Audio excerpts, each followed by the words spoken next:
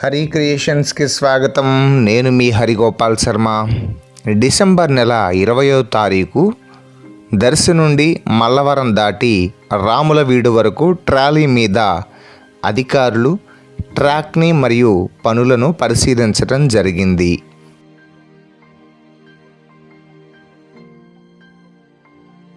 December 28 కానీ లేదా 29వ తారీఖు కానీ ఫైనల్గా సెంట్రల్ అధికారులు ట్రాక్ని పనులను పరిశీలించి ఇచ్చే సర్టిఫికేట్ను బట్టి ట్రయల్ రన్ ఎప్పుడు అనేది నిర్ణయిస్తారు.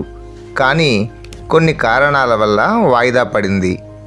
జనవరి 2న ఫైనల్గా అధికారులు ఒక మేడం గారితో కలిసి దర్శి నుండి మల్లవరం వరకు ట్రాక్ని స్టేషన్ని సందర్శించి ఫైనల్గా నిర్ణయం తెలియజేశారు.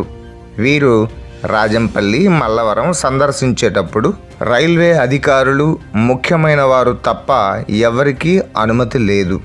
ఫోటోలు మాత్రమే సంపాదించగలిగాను.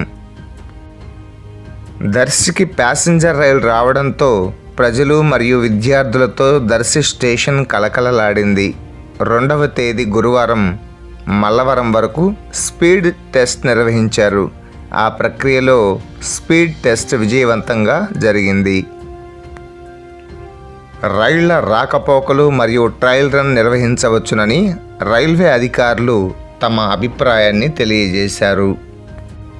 రైల్వే కాంట్రాక్టర్ల పనుల్లో చురుకుదనం, పనితనాన్ని అధికారులు మెచ్చుకున్నారు.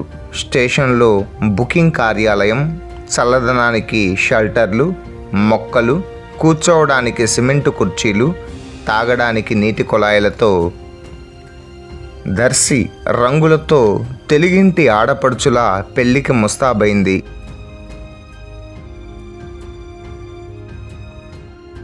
కాంట్రాక్టర్లు మల్లవరం వరకు ట్రాక్ పనులను సెంట్రల్ అధికారులకు అప్పగించారు.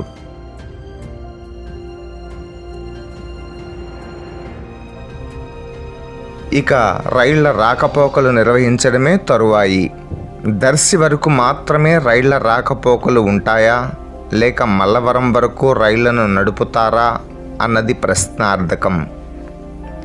సింగిల్ ట్రాక్ పైన కరెంట్ పోల్స్ లేకపోయినా డీజిల్ సహాయంతో శావల్యపురం వరకు నడపడానికి ఎలాంటి ఇబ్బంది లేదని రైల్వే అధికారులు వెల్లడించారు. అతి తొందరలో రైళ్ల రాకపోకలు నిర్వహించి ప్రజల చిరకాల కోరికను నెరవేర్చి సంక్రాంతి పండుగ కానుకగా ప్రజలకు అందించాలని మనస్ఫూర్తిగా ఆశిస్తూ